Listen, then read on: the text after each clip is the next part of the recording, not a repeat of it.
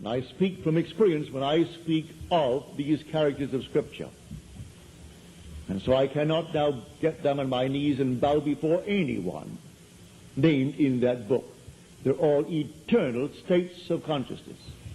And you are the important one. You, as you sit here, when you say, I am, that is the God of the universe. That is the God passing through these states. And eventually he will come out in the end as the Lord, the Father of humanity.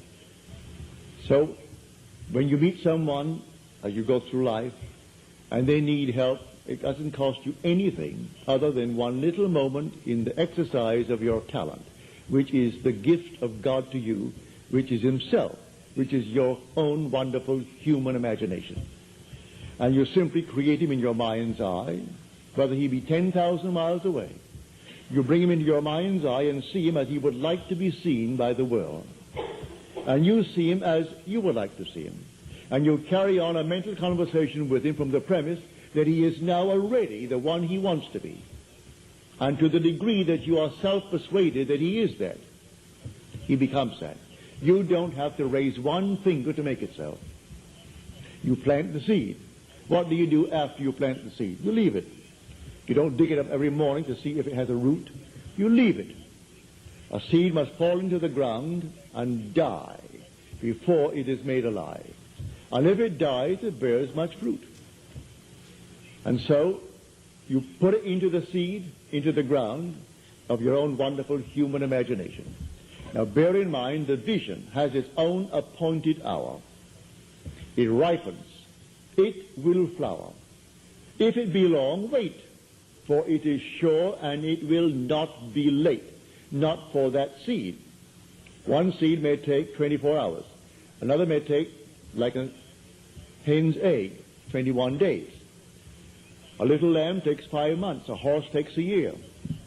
Human being, 9 months. So each seed has its own appointed hour. So don't be concerned. You did the work. All you need do is simply leave it alone. And don't raise one finger to make it so. And don't discuss it with anyone else or with the one who asked it of you. If they keep on bothering you by saying, well, when? Don't answer them. You planted it. You did what they asked you to do, and that's all that you can do.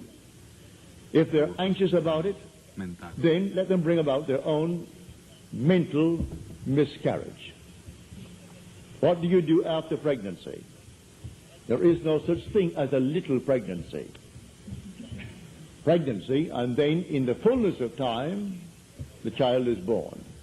So in the fullness of time, what you did in your imagination will be born. So leave it alone. Every imaginal act grows into a fact. So go about knowing that there are only states in this world, and you, the immortal you, cannot die. I am telling you from my own personal experience, you cannot die. Cut off your head now. You will find yourself restored to life in a terrestrial world just like this, and have no knowledge that you die to those here.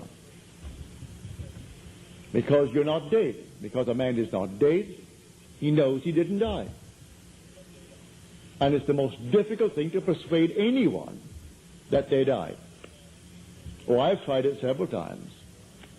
Stepping out of this garment into this world, a world just like this, meeting friends I know intimately, friends whose funeral I went to.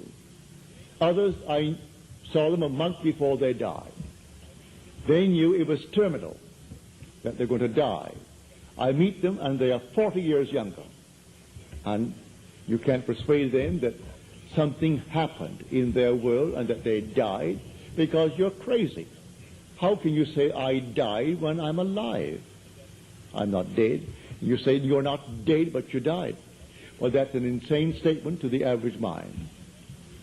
So what can you do? Leave them alone until they pass through the states, and in the end they will awake.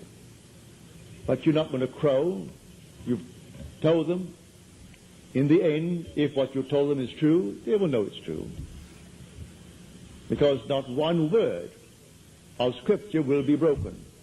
Not one bone is broken. It's the revealed truth. And revealed truth is the body of God, and not one of his bones can be broken. All will be fulfilled. But it will do you a great deal of good if you will bear in mind when you meet anyone, he is only in a state. If he's in a state of arrogance, all right, let him be. You don't have to actually play his little part for him. If he wants to feel that he's important because of the accident of birth or the money that he has acquired, let him be. You go about your own wonderful way. So here tonight, if I have taken from you the historicity of Scripture, I haven't robbed you, because it isn't historically true anyway. You can search from now to the ends of time, and you will find no evidence to support the historicity of the Bible. Schweitzer made a tremendous effort, Albert Schweitzer, and he came to the conclusion that there is no historicity of Christ. And he named his book In Search of the Historical Christ. He was an honest man, a humble, simple, wonderful scholar, Albert Schweitzer. But it's not because of what he said. I'm telling you what I've experienced. And you'll never find any so-called burial place of David or Abraham or Jacob in the Near East, no matter what archaeologists bring in. They are eternal states within the consciousness of the individual.